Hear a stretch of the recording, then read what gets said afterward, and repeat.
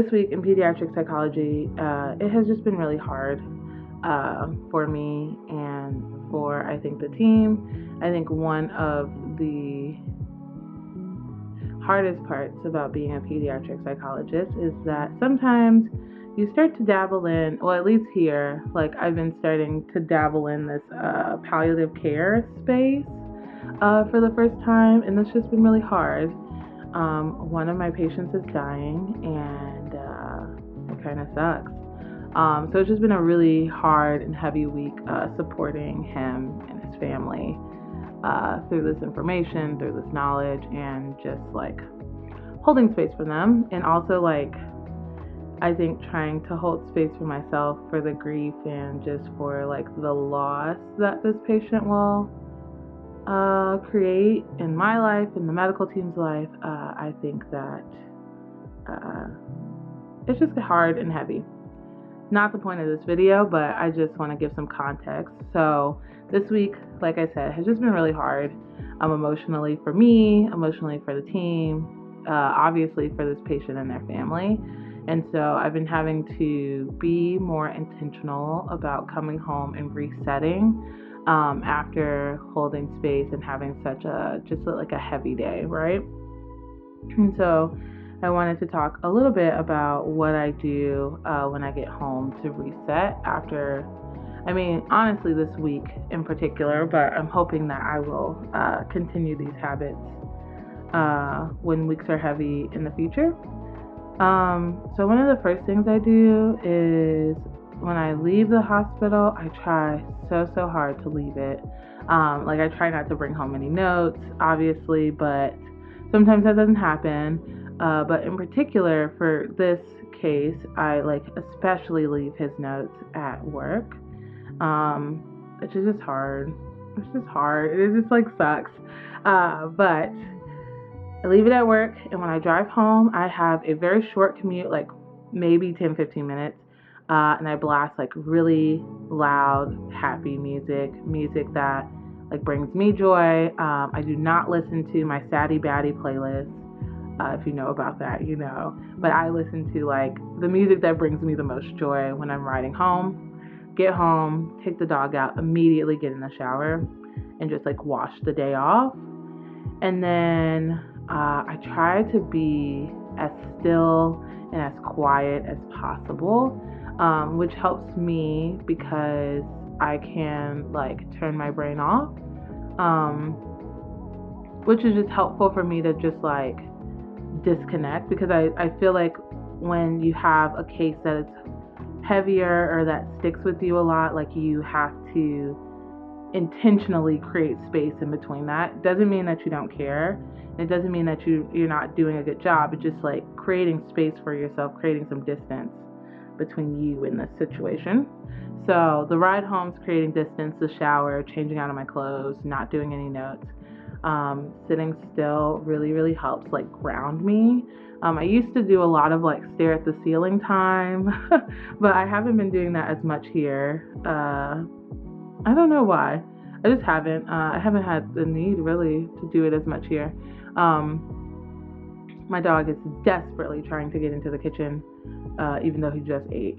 So I come home, sit still for a while. I won't even make dinner. I just need to sit for a little bit to sit in those feelings, and then there'll be a point in the sitting where I'm all right, now we gotta move. So I'll make dinner. I try to eat my favorite foods. If I don't feel like cooking, I will pick something up. I have no shame of using food to cope when I'm having a bad day. I often just go to Wendy's. I feel like people who know me really know that I just love Wendy's right now. I'm on a Wendy's kick.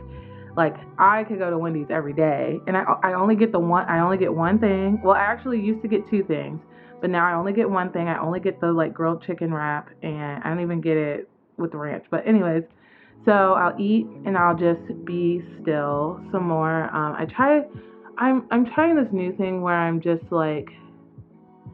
sitting and experiencing my feelings versus compartmentalizing them a little bit, or feeling them to the fullest extent and being still long enough so that I can feel them, right?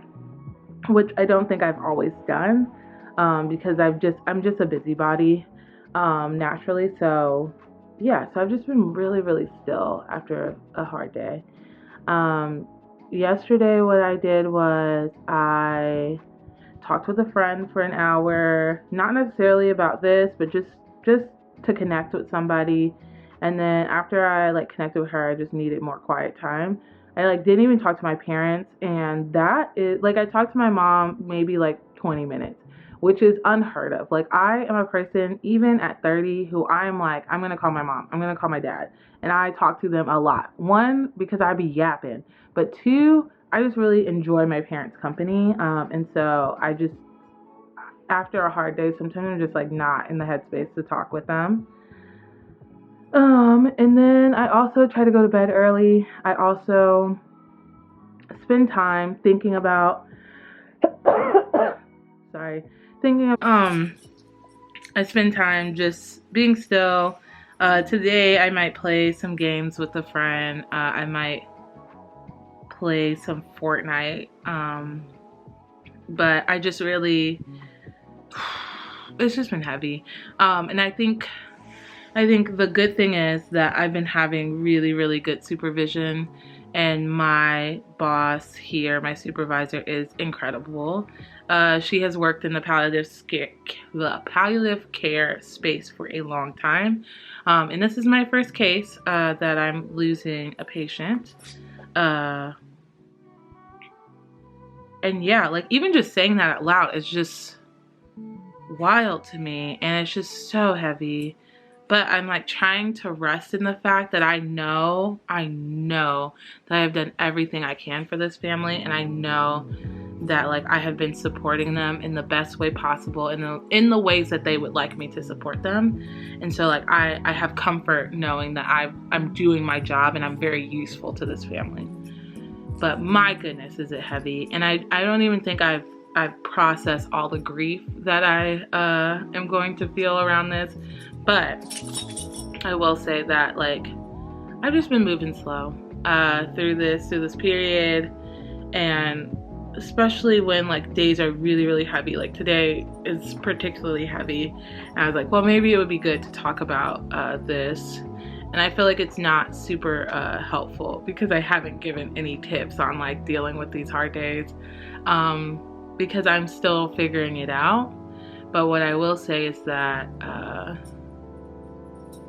I felt a lot of like guilt that like I was having to process this and having to like take time, space, and energy to be okay, because like I was like, do I like really deserve to like be sad about this? Like, I mean, yes, I've known this kid since August when I started.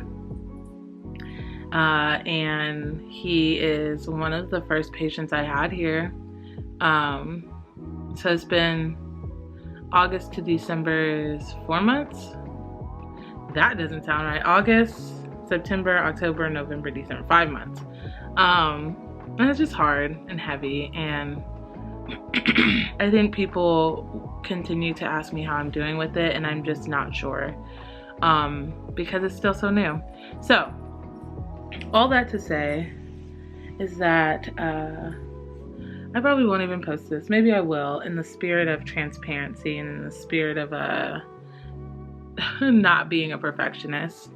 But I guess my main things when I've had a hard day at work, especially working in pediatric psychology, but I feel like as any type of therapist, as any type of helping profession, as any type of healthcare worker, as anyone who has hard days at work, honestly, at this point, I think what helps me the most is creating space in between where the sad or heavy thing is and being home.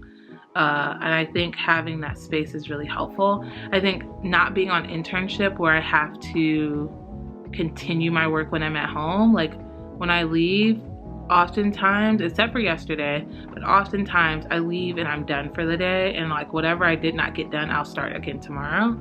On internship, I didn't have that luxury, and there were some hard days where like I really could have used that. So yeah, that's it. I don't really have anything else to say.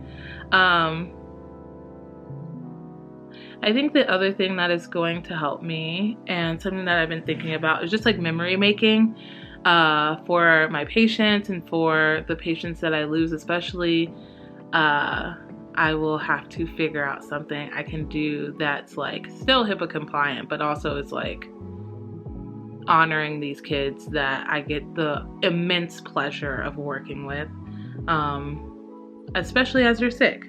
And I think that's something I was not, like, I think that's something I was not prepared for, but also was prepared for, because in my interview, they asked me, like, have I ever worked with a dying kid? And, like, what do I think about that? And I can't even remember what I said. I'm sure I said something beautiful. No, I'm joking. But I'm not sure what I said. And I guess I should have known.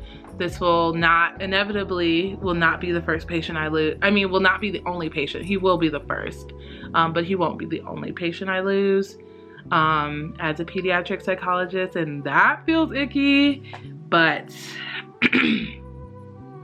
I think I'm navigating it the best I can.